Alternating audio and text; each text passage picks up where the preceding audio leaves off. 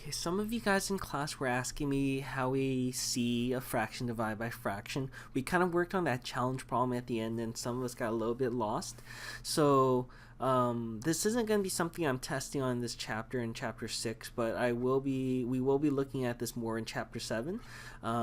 But since we're curious, let's go ahead and make sure we understand how this would work. I have an area model here ready for this problem. Let's say that I have 2/3 divided by 1/4. Okay, to make sense of this, I'm asking how many groups of 1/4 goes into 2/3. In other words, how many 1/4 go into 2/3. Okay, how many 1/4 goes into 2/3. Now I broke this down in this method into 12 pieces because I wanted you to see the thirds, I wanted you to see the fourths, okay, and I wanted you to understand that if I had a group of 1/4, that would be one of these, 2, 3 of the 12ths, right? These 3 pieces makes 1/4 of the entire rectangle. So again, we're gonna have to keep in mind that right here, to make a full group of 1/4, we need 3 pieces. In other words, that's 3/12.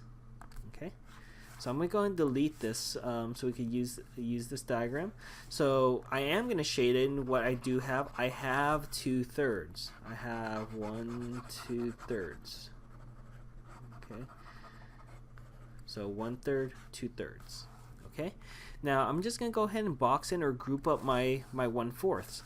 But again, a full group of 1/4 is 3 of the pieces. So I'm just gonna go ahead and shade in 3 pieces here.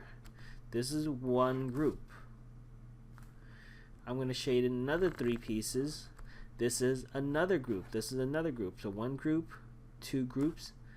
Okay, I still have some left over, but I do not have enough for a full group. Okay, but let's see how much we have left over. We have 1 piece and 2 pieces left over. That's 2/12. If you recall, if you remember, we need 3/12 or 3 pieces, 1 2 3 pieces, 1 2 3 pieces for a full group. If I only have, let me do it in red. If I have 2 pieces, 2/12, but I need how many pieces to make a full? 1 2 3 pieces to make a full group. That means I have 2 out of 3 of another group. So right here, these 2, okay, this won't make a full group, it's going to make 2/3 of another group.